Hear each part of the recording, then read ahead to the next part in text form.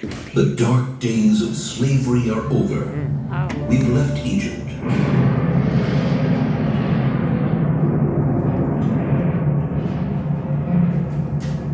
Back at the foot of Mount Sinai, we were commanded for the first time to build a tabernacle. And in fact, after the giving of the Torah at Mount Sinai, the tabernacle was built.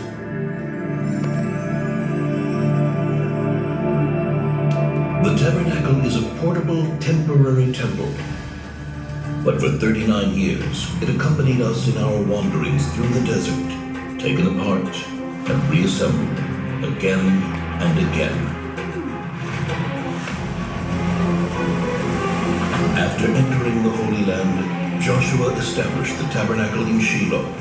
The Shiloh tabernacle is built of a stone foundation and wooden beams, and covered by layers of fabric, a combination symbolizing the transition from a temporary tabernacle to a more permanent one. Shiloh is to be the dwelling place of the Shekhinah, the divine presence, the holiest site for the Jewish people for 369 years. The tabernacle was comprised of two main parts, the courtyard and the tabernacle tent. The tabernacle courtyard was rectangular, 100 cubits in length by 50 cubits in width, about 50 meters by 25 meters.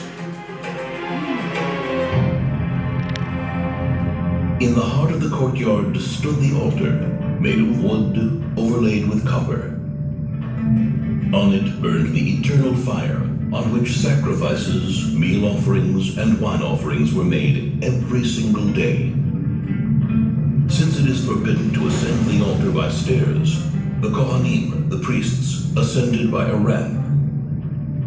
Before the Kohanim begin the tabernacle service, they would purify their hands and feet in the copper laving basin which stood between the altar and the tabernacle tent. It is said that when the contributions for the tabernacle were collected in the desert, all the women donated their copper mirrors from which the laving basin was made. First thing in the morning, the Kohanim entered the tabernacle tent, the sanctuary, for the day's service. Twice a day, they burned incense on the gold-plated incense altar. A blend of 11 special spices, which were placed on the coals, and whose wonderful perfume wafted far into the distance.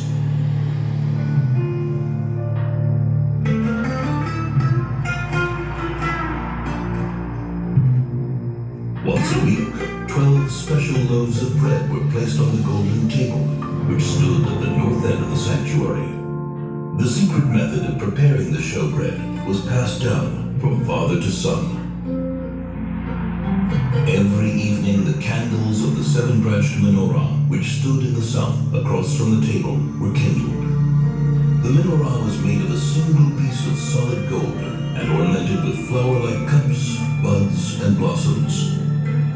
At the tip of every branch was a receptacle into which pure olive oil was poured. Ever since, the menorah has been one of the symbols of the Jewish nation.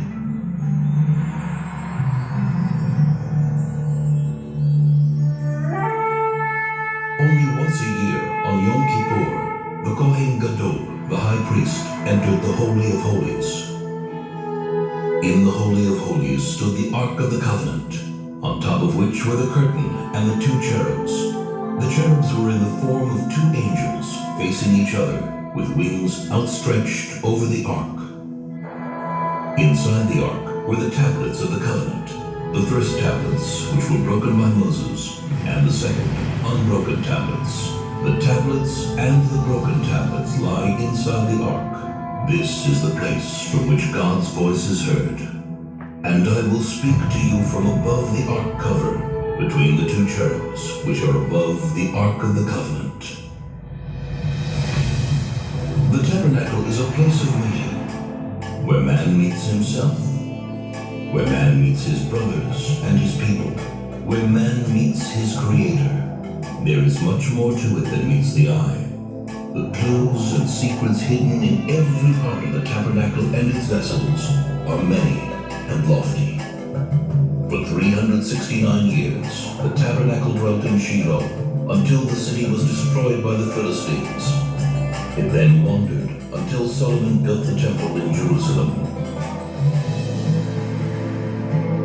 But to this very day it is said, if you stand where the tabernacle stood and take a deep, deep breath, you can smell, if only for a moment, the scent of the incense which still suffuses the walls.